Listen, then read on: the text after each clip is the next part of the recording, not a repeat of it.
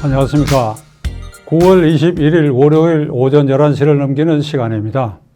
이 시간에는 풍정등화와 같은 존재로 전락해버린 야당, 용맹을 잃은 야당, 이런 야당의 모습은 진정한 야당일 수 없다. 그럼 어떻게 해야 되느냐? 야당성을 회복해야 된다. 어떤 방법으로 회복할 것인가 하는 것에 대해서 여러분과 함께 생각해 보기로 하겠습니다. 문재인 정권이 출범한 지 이제 3년 6개월, 1년 6개월 정도 남았다고 봐야 합니다. 내후년 3월에 대통령 선거가 있기 때문에 그런 사이에 50 정권 이래, 문민시대 이래 민주화된 정권, 어떤 정권보다도 국회를 완전 장악했어요. 거의 3분의 2. 그래서 압도적 다수로 상임위원장까지 다 석권해버렸거든요. 그 대법원도 13명의 대법관 중에 문재인 대통령이 임명한 대법관이 11명에 이르고 있습니다. 최근에 대법원 판례가 이재명 경기지사의 공직선거법 위반에 대해서 공개 토론에서 후보끼리 토론에 약간의 허위 진술이 있어도 선거법 위반으로 의율할 수 없다, 처벌할 수 없다. 그런 아주 묘한 판결을 내렸지요. 사법부도 상층부는 장악되어 있다. 검찰은 완전히 황폐화시키고 검찰총장 윤석열을 검찰총장실 완전히 가두어 놨다. 검찰개혁이라는 게 도대체 뭐냐?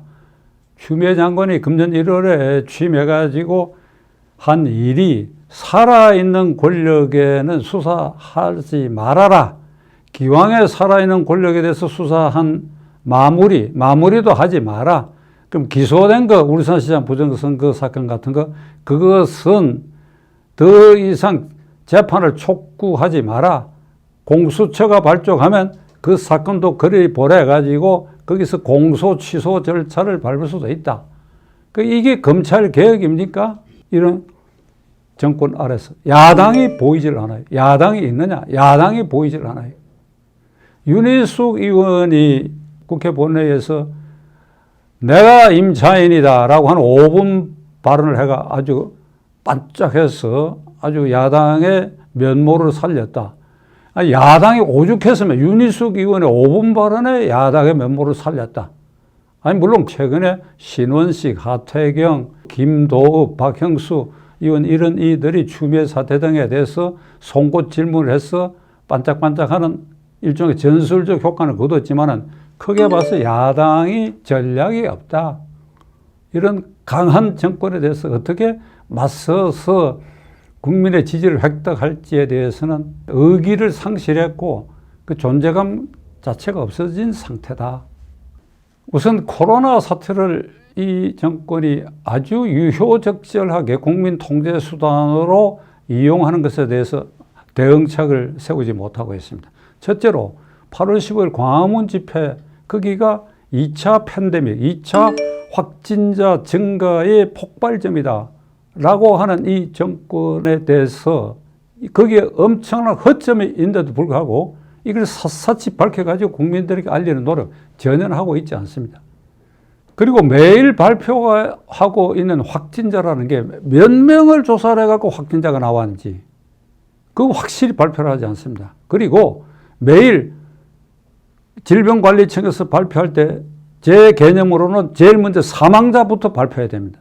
지금 사망자가 400명에 이르지 않고 지난 토요일까지 370 몇 명인데 그 지난 8개월 동안 370 몇 명이면 연말까지 이 추세라면 한 500명이라고 가정을 한다 그러면 1년에 독감으로 죽는 숫자가 4만 명 이상이라고 하니 그 독감으로 죽는 숫자보다도 추정해서 1% 내외밖에 되지 않는 치명률이 그런 정도의 질병입니다. 그러면 이 질병의 그런 특수성에 비추어 봐서 과연 거리두기, 그 다음에 자영업자 학교 폐쇄 이런 것이 저 북구라파 여러 나라에 비추어 봐서 이렇게 심각한 통제를 할 필요가 있느냐 하는 것에 대해서 많은 전문가들이 의문을 제기하고 있는데 이걸 제1야당이 그 안에 전문가도 있을 수 있고 없다면 바깥에서 면밀히 연구해가지고 질병관리청의 본부 그리고 정권이 이걸 이용하고 있는 이런 폐단에 대해서 자세히 밝혀가지고 잘잘못을 가려서 정부를 공격할 것은 공격해야 되는데 완전히 손을 놓고 그래서 국민들이 이 정권이 유도하는 대로 위험한 것이니까 우리를 따르라. 이 사태를 악화시키고 있습니다. 오늘 여당 민주당은 공수처법 한 번도 시행해보지 않고도 공수처법 개정안을 해당 상임위원회인 법사위원회에 상정한다고 합니다. 그 아마 개정의 골자는 공수처장 후보 추천위원회에 야당 몫이 2명인데 그 2명을 없애버리고 그냥 국회가 공수처장 후보 추천위원회를 추천한다. 이렇게 되니까 여당 마음대로 하겠다는 것입니다. 그렇게 해서 추천위를 빨리 구성을 하고 그리고 공수처장을 임명을 해서 그리고 공수처를 빨리 발족시키겠다. 이제 검찰을 황폐화시키고 살아있는 권력까지도 이제 수사 못하게 만들어 놓고 이제 공수처까지 만들어서 이 정권의 문재인 대통령 임기가 끝나더라도 그 이후까지라도 그들의 신변 안전을 보장받기 위해서 공수처 검사와 공수처장을 임기를 7년으로 하는가 이런 아마 개정안을 내놓을 모양인데 자, 이 엄청난 정권 유지의 불법적 음모 아래서 제1야당은 어떻게 할 것입니까? 정부 여당이 기도한 대로 공수처를 이런 식으로 무리하게 발족시키게 되면 정말 기가 찰 일이 벌어질 것인데 이들은 천둥벌거숭이가 돼가 부끄러움도 위헌 행위를 계속하고 있는 것도 깨닫지 못하고 이제 누구도 막을 수 없는 급행열차처럼 달려갈 것입니다. 자, 이런 정권에 대해서 이 야당이 얼마나 무기력한지 지난 금요일 날 비상대책위원회가 끝나고 나서 대변인 성명이 나온 게 있습니다. 그건 아마 회의에서 김종인 위원장이 한 말 같은데 추미애 법무장관이 그 자리에 앉아서 불공정의 바이러스를 계속 퍼뜨리고 있다. 문재인 대통령의 입장은 뭔가? 문재인 대통령 어떻게 생각하십니까? 이런 성명이 나왔습니다. 여러분, 저 말씀드리는 거 한번 다시 유의해서 들어주시기 바랍니다. 추미애 법무장관이 그 자리에 앉아서 불공정의 바이러스를 계속 퍼뜨리고 있다. 문재인 대통령의 입장은 뭐냐?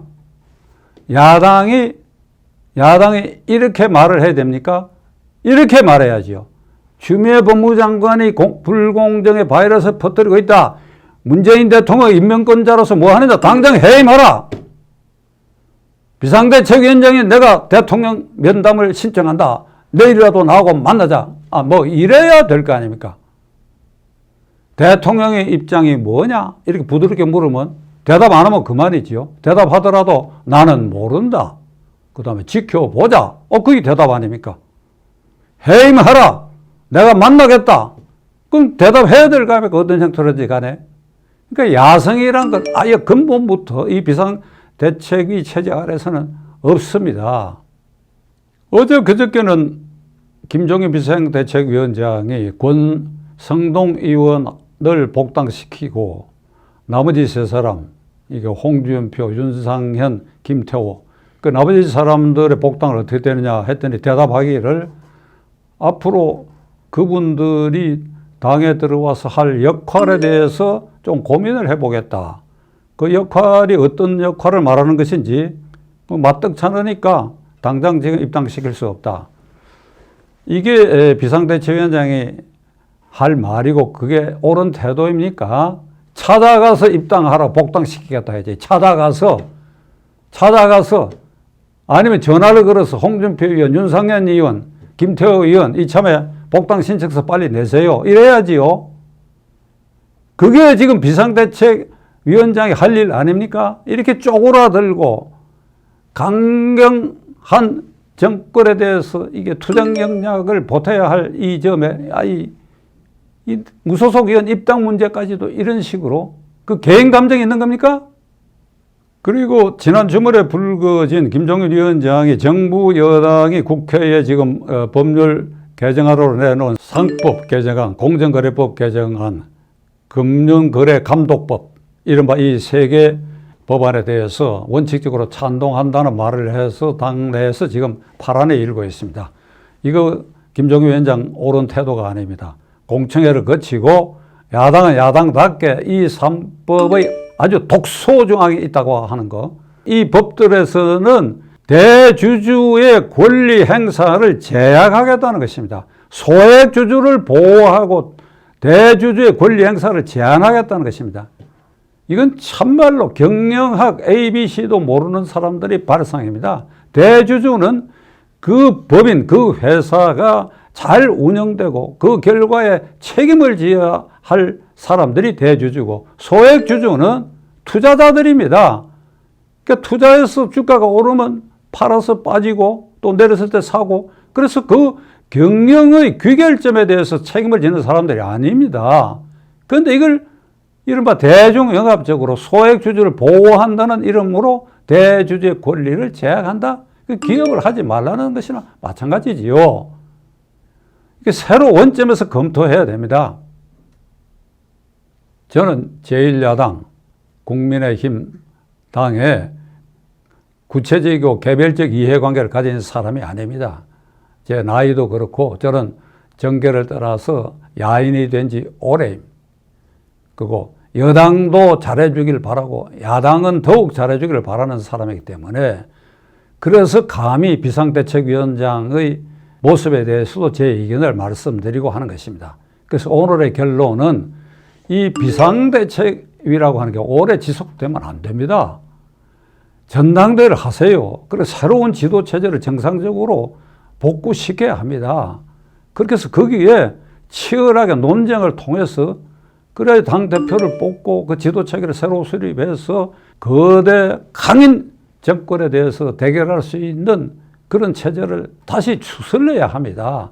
그러기 위해서는 현역 의원 여러분들의 역할이 중요해요. 특히 초선 의원이 절반이 넘는데 그들은 과거 강성 야당의 경험이 없기 때문에 이렇게 매일매일 적당히 지나고 생계형 국회의원밖에 안 됩니다. 그러니까 현역 의원, 전직 의원, 그리고 이 당과 관계가 있었던 모든 사람들이 모여갖고 합숙 토론을 해서 비상대책을 빨리 건네는 그런 어떤 대성적 결단을 그 당원들이 해야 할 시점에 왔다고 저는 생각합니다. 정권도 여당도 그리고 야당도 국민을 위해서 존재하는 것입니다. 김종인 위원장과 주호영 원내대표 결단하십시오. 비상대책위 기간을 단축하고 조기 전당대회를 소집하는 방향으로 나아가시기를 바랍니다.